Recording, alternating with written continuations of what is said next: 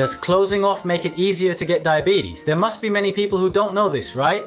It's not often explained in other YouTube videos. Thank you for watching this video. If you don't notice the precursors of menopause or the changes in your body after menopause, it could lead to serious problems. I was in charge of the hospitalization. She is a woman in her 70s. Until her 60s, she had no illnesses and was working healthily with almost no problems even in her health checkups. Such a person slipped and fell outside.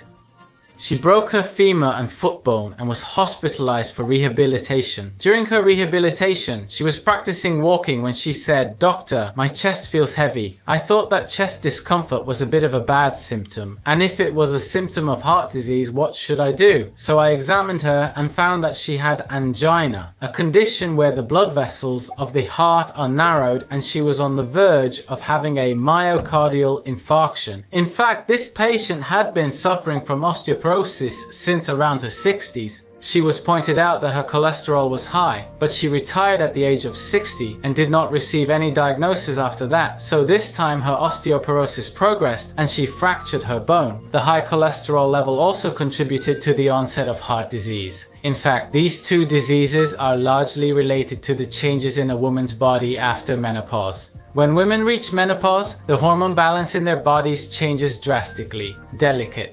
Because of this, if you can't consult with people around you and send out save our soul signals from your body, you may increase the risk of future fractures and bedridden, or even develop life-threatening diseases such as myocardial infarction or cerebral infarction. That's why, this time we will explain simply and easily from the standpoint of active doctors who are receiving consultations on symptoms before and after menopause and changes in the body after menopause. If you watch this video, you will understand what you should be aware of when you're approaching menopause and how you should live your life. Menopause occurs on average around the age of 50. We call the period of about 5 years before and after this 50 years, from 45 to 55 menopause.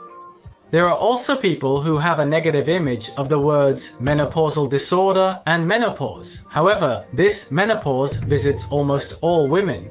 Nowadays, we live in an era where people live to be 100 years old, and the age of 50 is a turning point in life. The word menopause contains the character for change or renewal. In other words, it's a time for women to take a new step at the turning point of their lives and to reconsider their lives and health. If you can reconsider your health during this period, you can enjoy a more active and healthy life for the rest of your life. So please listen to the end. That's what I mean. This time I will explain the changes in the body before and after menopause in a simple and easy to understand manner. And secondly, what everyone is concerned about.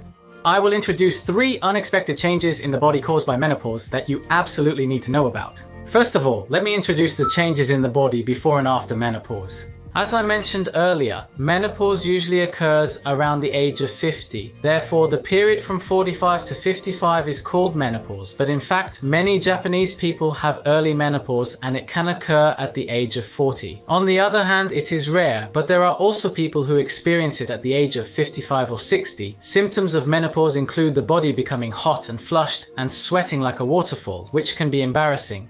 Common menopause symptoms include hot flashes, insomnia, irritability, depression, and difficulty concentrating. You may also suffer from headaches. It's famous for causing a variety of symptoms. But do you understand why these menopausal disorders occur? If you remember the reason, I think it will be hard to forget. In a woman's body, there are 2 unique organs, the uterus and the ovaries at both ends. The function of these ovaries gradually decreases with age. As this happens, the release from the ovaries, the hormone called estrogen, gradually decreases. When this female hormone, estrogen, decreases, the human body does something interesting. The brain recognizes that estrogen has decreased and issues an order to produce more estrogen. This order actually becomes a dissonance in the brain and various menopausal symptoms occur. Imagine the brain as the boss and the ovaries as the subordinates. The subordinates are getting older and their function is declining, so they can't work as well. The boss is surprised and orders them to work more, which causes our bodies to become restless. That's the kind of image it is. Because it's an order from the brain, the autonomic nerves get disordered, leading to the relentless symptoms I mentioned earlier. Hands and feet become numb, joints hurt, you feel hot and sweat a lot, you become irritable, you can't settle down, you have headaches, and so on. These symptoms appear and make it difficult to continue working and doing household chores, and we call this state menopausal disorder. This menopausal disorder is causing a lot of women to suffer. The loss to Japan due to menopausal disorder is actually estimated to be in the tens of billions of yen. If you have these symptoms, it's a good idea to get a diagnosis, preferably from a gynecologist. Check if these symptoms are really due to menopausal disorder, and if they are, you can treat them with hormone therapy, Chinese medicine, or something called a placenta. There are treatments such as injections, and so on, as needed. If you feel that going to a gynecologist is a bit of a hurdle, you might want to consult with your regular hospital or a nearby easy-to-visit hospital. Depending on the hospital, they may conduct an examination, prescribe Chinese medicine, or even refer you to an appropriate gynecologist.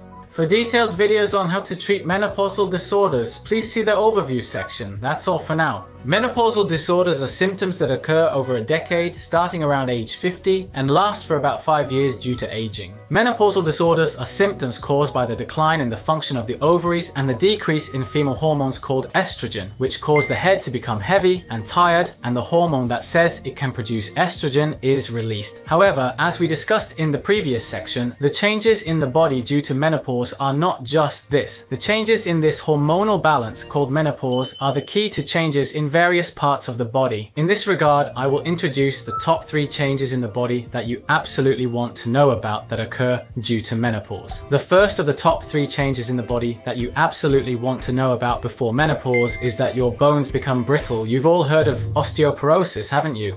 In fact, 1 in 5 women in their 60s has osteoporosis. This osteoporosis is a disease that is increasingly common in women after menopause. This is 2 to 3 times more common than in men, and by the time you reach your 70s, 1 in 3 people will have osteoporosis. Therefore, early countermeasures are important. You might be wondering how dangerous it is for your bones to become brittle.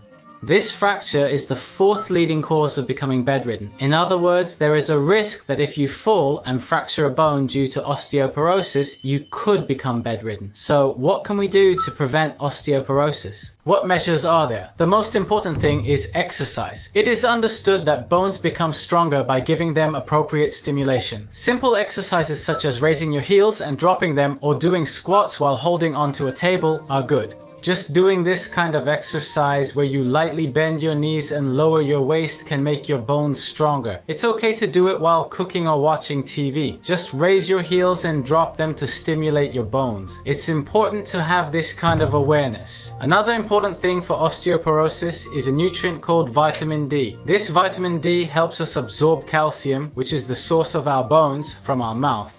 It's a very important vitamin. Therefore, calcium is important for us to strengthen our bones, but taking vitamin D along with it becomes very important. Sunlight is important to activate this vitamin D. Therefore, by doing light jogging or walking outside while exercising, you can strengthen your bones and activate vitamin D. By the way, do you know any foods that contain a lot of vitamin D? One of the recommended foods is salmon, which is sold everywhere. Other foods rich in vitamin D include eggs and mushrooms, so please eat them as much as possible. And there's one more important thing, that is to get tested for osteoporosis. In the guidelines for osteoporosis, postmenopausal women are recommended for screening. It is recommended to get tested to see if you have osteoporosis. If you don't have osteoporosis, you don't need to get tested every year. It's fine to get tested every few years to check if osteoporosis is not progressing. I recommend that postmenopausal women check this. If osteoporosis is diagnosed, medication to strengthen the bones will be prescribed as needed, so taking such medication can become a big deal. Now, the second change in the body that you absolutely want to know about after menopause. The second of the 3 choices is that the risk of myocardial infarction and cerebral infarction increases. Actually, these myocardial infarctions and cerebral infarctions are more common in men. Actually, from the age of 40 to 50, men are overwhelmingly more likely to have these conditions. But after women hit menopause, the proportion of women gradually increases. And by the time they reach their 70s, the risk of cerebral and myocardial infarctions for men and women is about the same. Why is that? Actually, due to hormonal changes caused by menopause, women's cholesterol levels gradually increase. But why is that? In fact, women in their 40s and 50s have fewer heart attacks and strokes compared to men. This is due to a female hormone called estrogen, which helps process low-density lipoprotein cholesterol, the bad cholesterol. As women reach menopause and this hormone decreases, the levels of bad cholesterol gradually increase. It is said that this increases the risk of these diseases. Why does cholesterol increase the risk of vascular diseases? Imagine there are blood vessels with blood flowing through them. There is a blockage of oil called plaque in the blood vessels. Actually, this blockage of oil is low-density lipoprotein cholesterol, the bad cholesterol, which is a fat. This fat is transported to the blood vessels, creating a blockage of oil in the vessels. As this blockage grows, it can cause damage or rupture. The disease occurs when this blockage of oil or plaque flies off. This is broadly referred to as arteriosclerosis. Estrogen has been processing this bad cholesterol, but when this function decreases, women are more likely to have oil stick to their blood vessels, leading to blockages. This is the current understanding. Studies indicate that individuals with total cholesterol between 200-240 have a 1.5x greater heart disease risk compared to those with 160-180 levels. Moreover, people with total cholesterol surpassing 260 are prone to developing conditions that harm the heart's blood vessels. The risk can jump up to nearly 4 times. To prevent this cholesterol from rising, diet and exercise are important. As for exercise, it's recommended to do aerobic exercises where you can still talk with your friends even though you're a bit out of breath. If you can do this level of exercise, it's recommended to do it about 3 to 4 times a week for about 30 minutes each time. But it's not always possible to exercise that much, right? So it's okay to start with a little bit and gradually increase. As for diet, the oils in fish and nuts are actually recommended to lower cholesterol. Fish oil contains docosahexaenoic acid and icosapentaenoic acid, which have been known as good oils for a long time.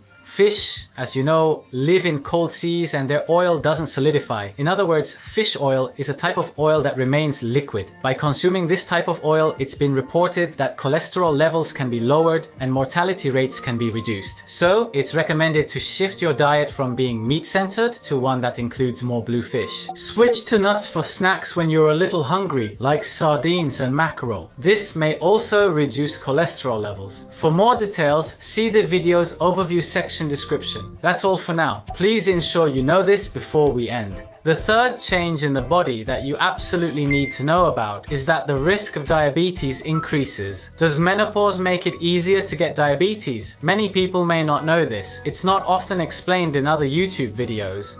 In fact, the female hormone estrogen, which is secreted from the ovaries, lowers blood sugar levels. This hormone, insulin, has the effect of helping the function of another hormone called insulin. Therefore, women with estrogen have insulin that is easily secreted from the body, and insulin has the effect of lowering blood sugar levels, so they were less likely to develop diabetes. However, with the onset of menopause and the decrease in estrogen, they may develop diabetes, which they did not have before. Diabetes is said to increase the risk of diabetes as blood sugar levels begin to rise due to a sudden deterioration in insulin function. And the reason is not just that. Interestingly, this estrogen was also related to body fat. Actually, when estrogen decreases, it becomes easier for inner thigh fat to accumulate. Our bodies have 2 types of fat, subcutaneous fat and visceral fat. We have 2 types of fat, subcutaneous, which is squishy and can be felt from the outside, and visceral fat. Excessive visceral fat accumulation, often described as a soft or bread-like belly, can settle in your organs and lower blood sugar levels. This affects the hormone insulin, making it less effective. This makes you more prone to diabetes. To put it simply, when estrogen levels drop, the effectiveness of insulin decreases, increasing the risk of diabetes, and when estrogen levels drop, visceral fat accumulates more easily, further reducing the effectiveness of insulin.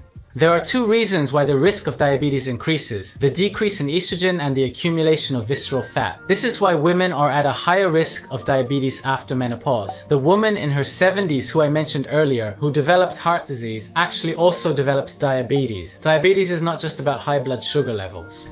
It raises the risk of vascular diseases like heart attack and stroke. Let's examine this graph. This data from Japanese people shows hemoglobin A1C, which represents average blood sugar levels. A value exceeding 6.5% is a diagnostic criterion for diabetes. As shown, when hemoglobin A1C surpasses 6%, it indicates potential diabetes risk. From there, the risk of developing vascular diseases doubles. In other words, if your blood sugar level rises, the risk of vascular diseases increases. Why is that? When blood sugar levels rise, why do blood vessels get damaged? Here, imagine there are blood vessels and blood is flowing through them. People with high blood sugar levels have a lot of glucose, like granulated sugar accumulated in their blood vessels. It is understood that the glucose in the blood vessels attacks the walls of the vessels. This is called oxidation, and it oxidizes the cells of the blood vessel walls. By causing stress, the blood vessels become rough and bumpy. As an image, think of shards of glass flowing through your blood vessels. It's easy to imagine these shards hitting and damaging the walls of the vessels. So, what should we do to detect early and prevent diabetes?